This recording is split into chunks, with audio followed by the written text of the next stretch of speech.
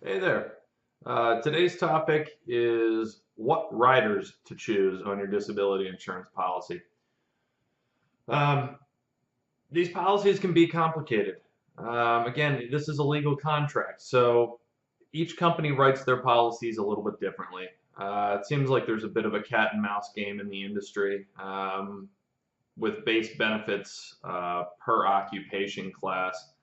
Um, one company increases their benefits, another increases their benefits. So some of this is a little bit difficult. You can't across the board just say that, my Guardian policy from 10 years ago is it's still the best policy out there, or my MetLife policy, or the Standard, or whoever. Really, that's sort of you have to go back to the drawing board when you're looking to purchase a policy. So taking advice from someone who already has a policy can be a little bit misleading. You know, as time goes by, these policies do change and what they're willing to offer. So you have to really look at the paperwork.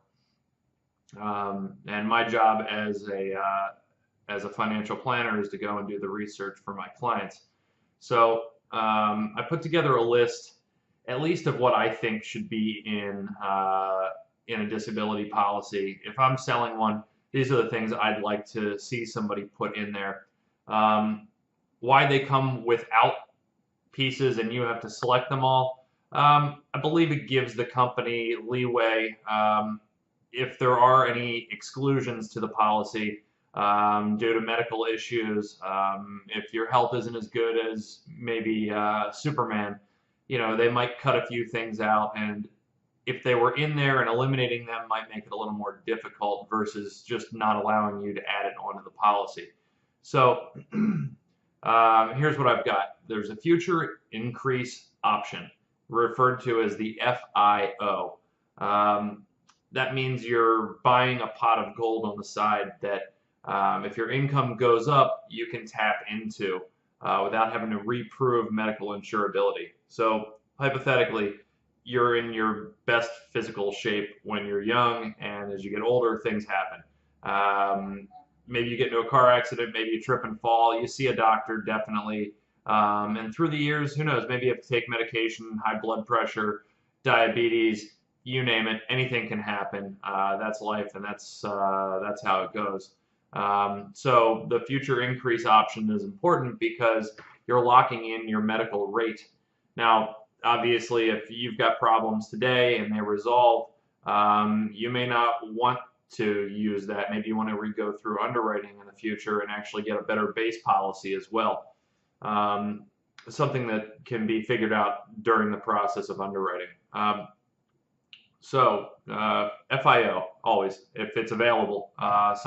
Sometimes it's not available to you if you do have medical issues that company might put that on the chopping block. Um, Cost of living adjustment. Why is that important? Cost of living is the ability to increase the benefit of your policy, usually while you're on claim, to keep up with inflation. So they've got a 3% compound. Sometimes some policies have it as a simple inflation rider. There's a 6%, there's a 4-year delay, there's a CPI tied 3% maximum. So depending upon what the CPI does that year, it may go up by a little bit, it may not go up at all. Uh, so I would say definitely cost of living is important. I mean, theoretically, if you went on claim day one of having the policy, and 10 years from today, you can assume that the dollar, the US dollar, is going to be worth a little bit less due to inflation.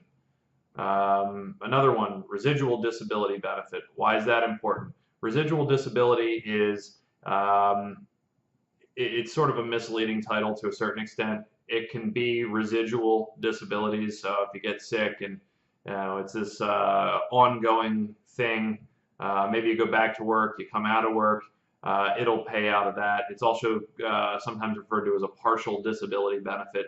Maybe you're not fully disabled, but partially disabled. That's a very important one because you don't know if you're going to be a little bit disabled or a lot disabled. And using that to segue into the next one, catastrophic benefit. I think of worst case scenario, you are in a bad place if you're catastrophically disabled. I always think back to Terry Schiavo being hooked up to all the machines for years. There is a significant cost to that medical care. It's an additional benefit that you would get on top of your base benefit. And I'm fairly certain that your family, your loved ones would be very thankful that that was in place. Um, Student loan protection rider is the final one I wanted to cover.